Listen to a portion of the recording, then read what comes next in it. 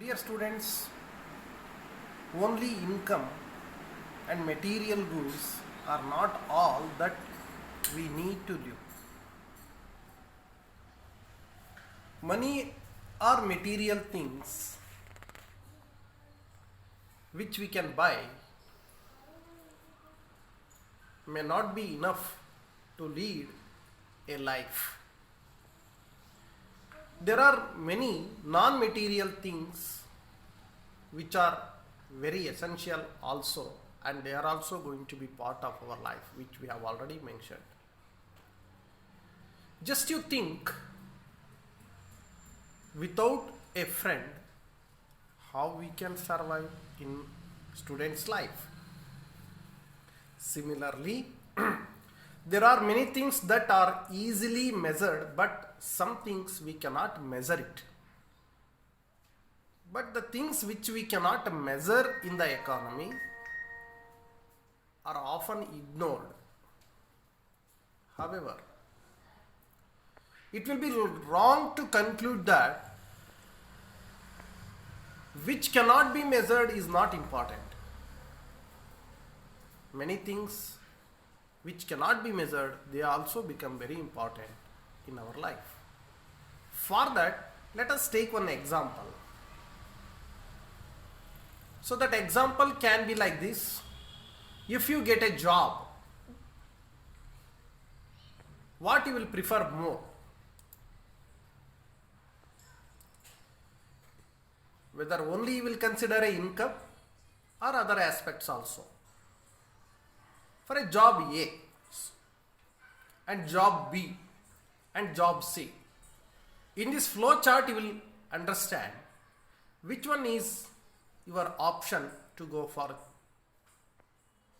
when you are choosing your job. All these things you will consider or not, that has to be looked. So dear students, we have to understand that development which we consider in our life is a lot of confusion it creates for us, and it is having a mix of goals. So work out on these questions to better understanding about the development. So when we comes to the national development, we have to understand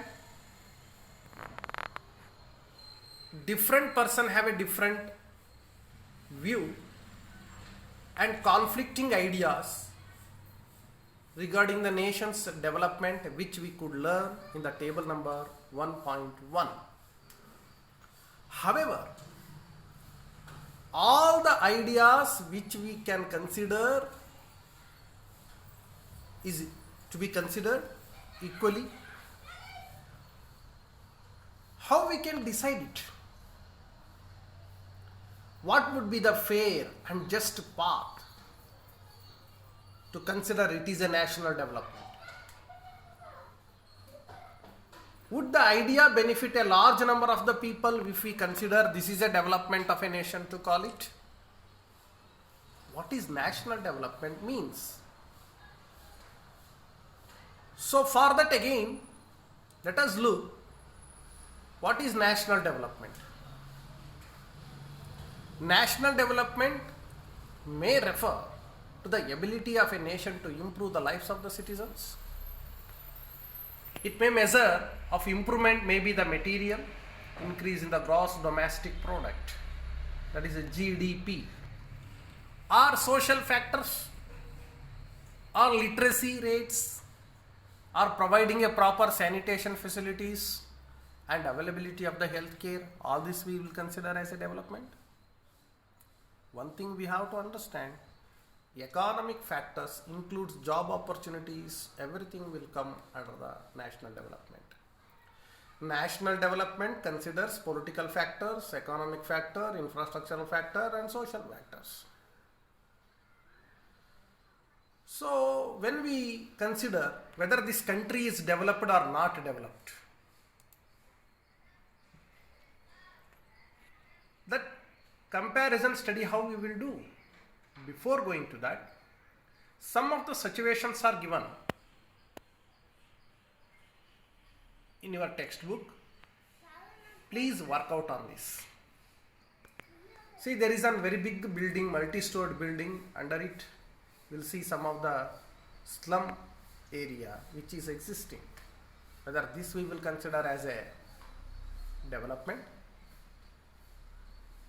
So much disturbance, lot of health issues we can observe here. Through the development, whether all people are get benefited, what should be the developmental goal for the country then?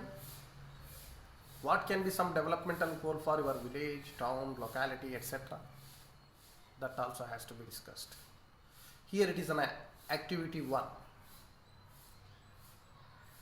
Try to find out arguments in this activity and let us switch over how to compare different countries or states. See,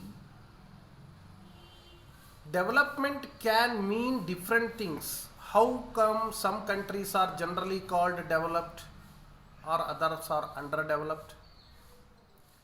Before we come to this, another question we have to clarify. When we compare different things, they could have a similarities as well as differences. Which aspects we have to consider to compare the nations? Examples are many. In a single class, there are different students. I want to make a comparative study of the students in the class. What are the criteria I have to consider? Comparison on what? On their age, on their health, or on their merit. So I have to take certain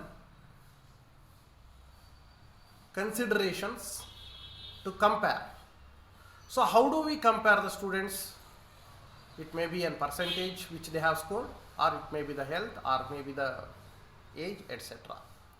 So usually we take one or more important characteristics of a persons to compare. Based on the characteristics, whether we can compare.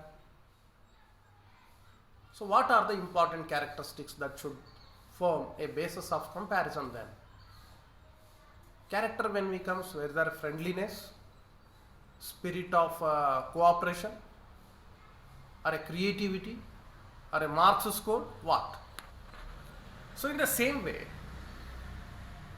what is true development? When we are coming for comparing the nations, what are the attributes we have to consider? Definitely, one of the important attribute is an income. More developed, some of the countries, when we are considering, countries with the higher income are considered as more developed, than others with less income are considered as developing nations. So here, more income means what? Whatever people like, they should have, or they will be able to purchase, whether they have a greater income or not. How they will consider this? How we can consider the income of the country? All this will come in front of the us to take. For that, first we have to find out average income. What is this average income? Total population of the country, first we have to take. Total income of the country we have to divide from the population. Then we will get per capita income or average income per person in a nation. It helps us, a person who is living in India or living in a USA or living in a Pakistan or in a Bangladesh or in the China, what is his average income in that country may help us to consider what is the income. So the World Development Reports, the World Bank, in this criteria, they have suggested the countries which has per capita income more than $12,000 US dollars per annum, and that too in 2070, are called as rich countries. The country's per capita income, which is US dollar 955 or less than that, they are called low income countries. So in India, with the low and middle income countries, India falls, because per capita income of 2017 of Indian was 1,820 per annum. So generally, some of the countries are developed based on this aspect, and some are low income countries or developing nations. This criteria is only income. So let us look into this part now. When we do the comparison among the different countries or states, what are the consideration points? Please look into it.